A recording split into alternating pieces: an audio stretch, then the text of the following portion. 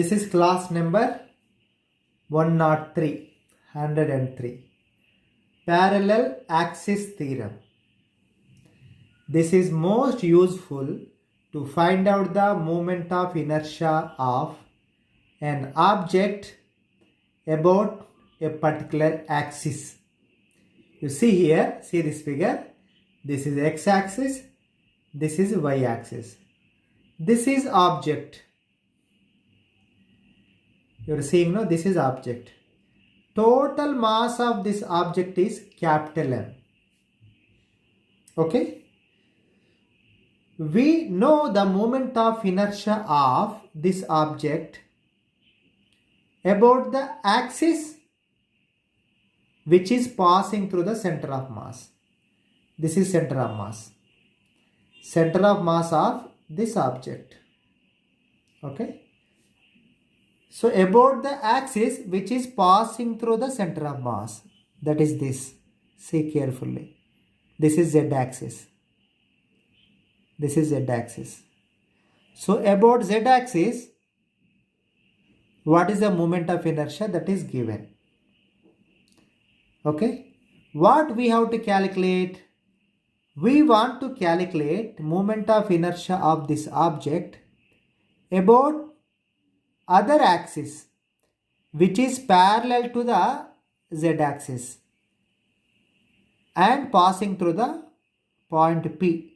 You see here, this is point P and perpendicular to the paper one axis is passing. This axis is at some distance from C, that is CP. CP equal to distance D. Distance D is perpendicular distance between the axis z-axis which is passing through the center of mass of the object. Now we are going to find out the moment of inertia of the object about the axis passing through the point P which is parallel to the z-axis. Okay. Now first step what I am doing. Now I will divide this object into small particles. See here, this is small particle I am considering. The mass of this particle is Mi. I means ith particle. Suppose if you divide this into M1, M2, M3, M4, M5, M6 and so on. So in that one of the particle, the mass is Mi. Mi means ith particle mass. Where it is located? At x coordinate xi, y coordinate yi. Okay. So this particle at a distance from the axis which is passing through the P. This is the axis, no? Exactly perpendicular. I say axis rehta na. So from P, the distance is PD. Okay. Simple moment of inertia formula m into r square. M is the mass, r is the perpendicular distance from the axis. Similarly, here m is mi, the perpendicular distance is pd.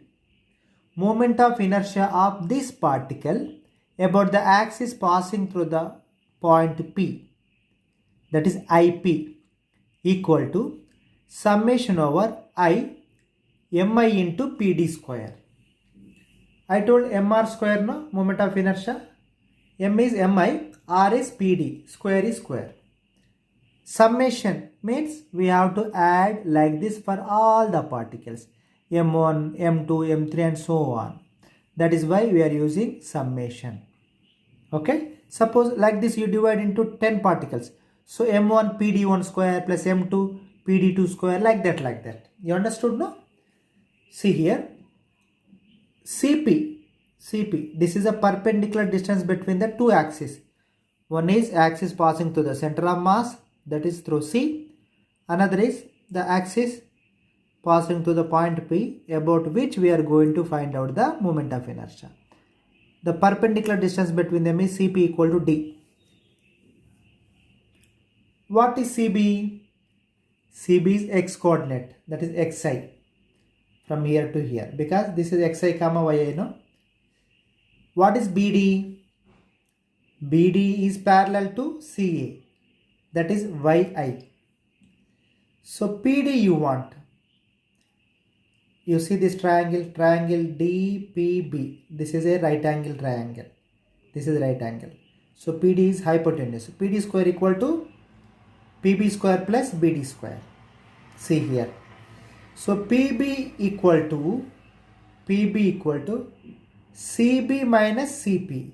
CB is XI minus CP is D. So PB equal to XI minus D. So PD square equal to PB square plus BD square. So PB you substitute XI minus D whole square plus what else? BD square. BD equal to what? YI square. You expand A minus B whole square formula. XI square, A square plus B square plus 2AB, no? XI square plus D square minus 2XID plus YI square. Okay? So PD square equal to XI square plus D square minus 2XID plus YI square. Now we will substitute. IC equal to summation over MI CD square. That is moment of inertia of the object about the axis passing through the center of mass. That is IC. CD is nothing but XI square plus YI square. You see the previous figure. CD from the triangle CDB.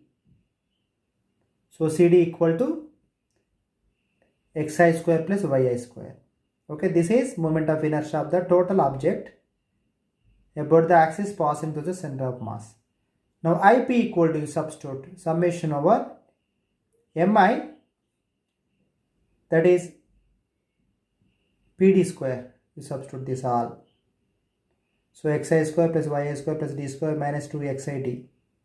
Now you separate XI square plus YI square. Together I am writing here. Summation over MI I am writing here. This is nothing but ICM or IC. Moment of inertia of the total object about the axis passing through the center of mass.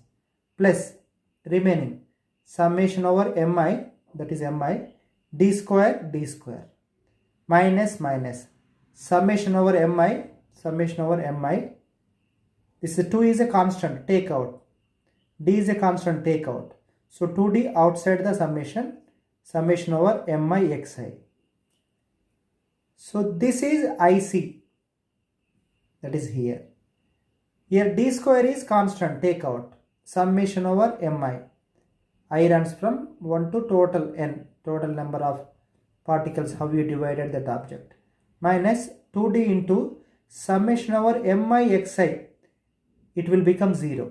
Why I will tell you. Suppose you are dividing these particles identical. Suppose that object you divide into small particles, M1, M2, M3, M4, M5 and so on. M1 equal to M2 equal to M3, all are same particles, same masses. This Xi is M1 X1, M2 X2, M3 X3, like that, no?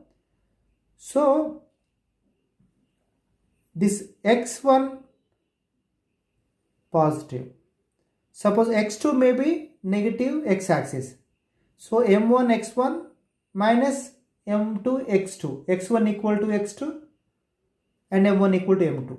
Means this M1 particle, one is right side of the origin. Another particle M1 left side of the origin. So one is positive x coordinate, one is negative x coordinate. Like that, this will become 0. That is 0. Okay. So what else left? IP equal to IC plus MD square. M is the total mass. Summation over I to MI. Means you are summing M1 plus M2 plus M3 plus M4 and so on. So total mass of the object, that is capital M. The D is the perpendicular distance between the two axes. So D square. So IP equal to IC plus MD square. This is the parallel axis theorem. This is most useful to find out the moment of inertia of an object about an axis.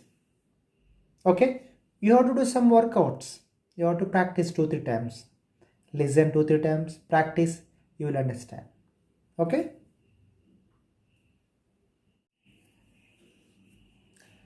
Okay, dear students, we'll solve some problems by using parallel axis theorem.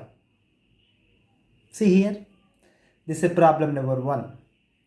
We know already moment of inertia of a rod of mass m, length L about the axis perpendicular to the rod and passing through the end of the rod, that is IP. That is ml square by 3. This already we know. But we want to prove it by using parallel axis theorem. We are getting same or not. Okay, the question is like this. This is a rod. Length is L. Mass is capital M. We are going to find out moment of inertia of this rod about this axis. This is rotation, means about this axis you rotate it. So about this axis we are going to find out moment of inertia, that is IP. We know the parallel axis theorem. Moment of inertia of an object about an axis, that is IP, equal to sum of moment of inertia of the rod about the axis passing through the center of mass, ICM. ICM is moment of inertia of the object about the axis passing through the center of mass, plus total mass of the rod, capital M, into square of the perpendicular distance between the two axes, that is IP and IC. Perpendicular distance between this axis and this axis, that is D. So that is parallel axis theorem. Now we'll substitute. This ICM already we know. Moment of inertia of a rod about the axis passing through the center of mass is ml square by 12 plus md square. M is m, d equal to what? From here to here, L by 2. So d square means L square by 4. You add them, you will get ml square by 3. It is proved. You got it? This is problem number 2. Find the IP, means moment of inertia of this hollow sphere about the axis, that is this one, IP, for the following figure, that is hollow sphere. The total mass of the sphere is capital M and radius of the hollow sphere is capital R. Simple formula we will use. Parallel axis theorem. IP equal to ICM plus MD square. ICM is moment of inertia of the object about the axis passing through the center of mass, that is this. Center of mass of a hollow sphere is at the center of the sphere only. So this is the axis. Suppose about this axis it is rotating. How it looks? What is the moment of inertia? That is ICM.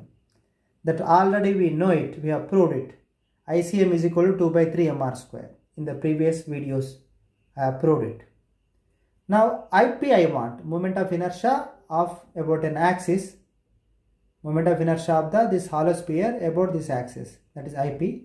IP equal to ICM plus MD square. ICM is how much? 2 by 3 mr square plus MD square. What is the perpendicular distance between these two axes? That is radius only, R. Substitute mr square. 2 by 3 mr square plus mr square, that is 5 by 3 mr square. That is IP. Your understanding know how we are applying the parallel axis theorem to solve the problem. I hope you followed. Now I am giving you one exercise. You have to use your brain and complete the answer. The exercise is like this. This is problem number 3. I am giving only question, not solution. For this, you have to solve. Okay, the question is like this. Here two hollow spheres are there. This is one hollow sphere. This is another hollow sphere. Radius is 3 meter. This is also 2 3 meter radius. Okay. What I want means what is the question is find the moment of inertia of this system. Your system is two hollow spheres, this one and this one. Find the moment of inertia of this system about the axis. You are seeing in the figure now, about this axis, that I am calling IP. And the distance from here to here is 3 meter, here to here is 3 meter. Total mass means mass of each hollow sphere. Mass of each hollow sphere is 3 kg. This information is sufficient to solve the problem. The question once again, find the moment of inertia of this system about the axis as shown in the figure. That is IP. You have to find out. You can do if you follow this video properly. Okay, thanks for watching. Please like this video, share this video and subscribe my channel. Thank you.